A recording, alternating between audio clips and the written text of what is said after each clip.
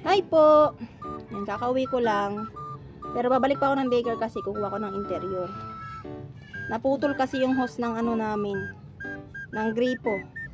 Eh walang interior doon kaya ito dadalhin ko.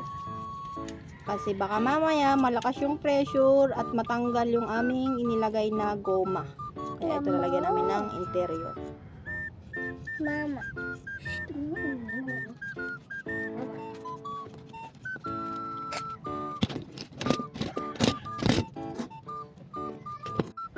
Ayan, at naglalakad ako papuntang daycare.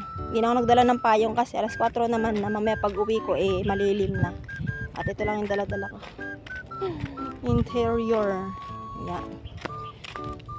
Sabi nga ni ma'am, ano daw tawag nito. Para daw ako lalaki. Ikaw ba naman lagi kang iniiwanan ng asawa mo.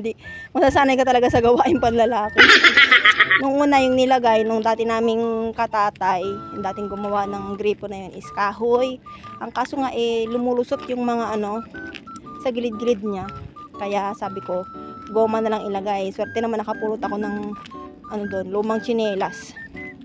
Kaya ayun nga yung siniksik ko, kaso tatanggal pa rin siya kapag lahat ng gripo nakasara. Kaya sabi ko lalagyan ng interior para hindi matanggal kasi mamayang gabi mas malakas yung pressure. So kailangan talaga na siya, naka-safety kasi baka biglang tumagas. Yan, kaya kailangan ng interior. Yan, mamaya po ulit.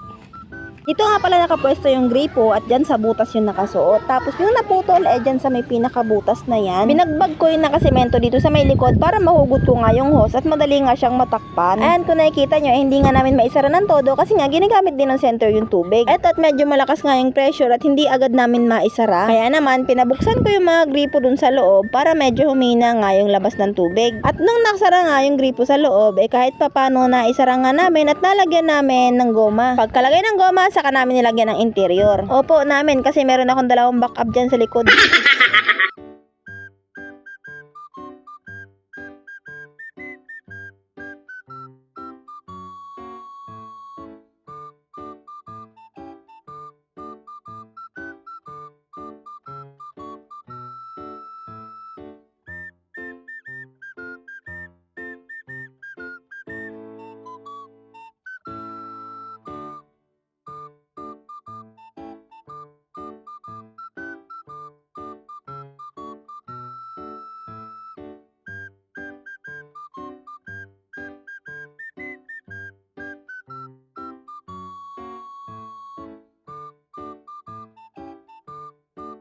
Finally, eto nga, tatapos na rin namin balutan ng interior. Susubukan na nga namin kapag pinatay lahat ng gripo kung tatagas ba.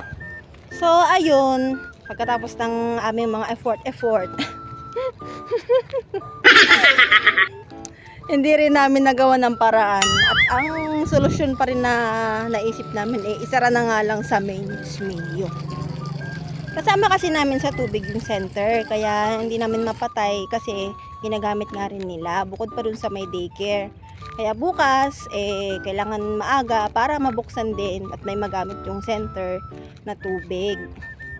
So ito nga, at nauwi na lang ako sa pangunguha ng malunggay. Ayan, para meron kami pang ulam at ihahalo ko sa isda. So yun nga lang po for today's video. Thank you for watching.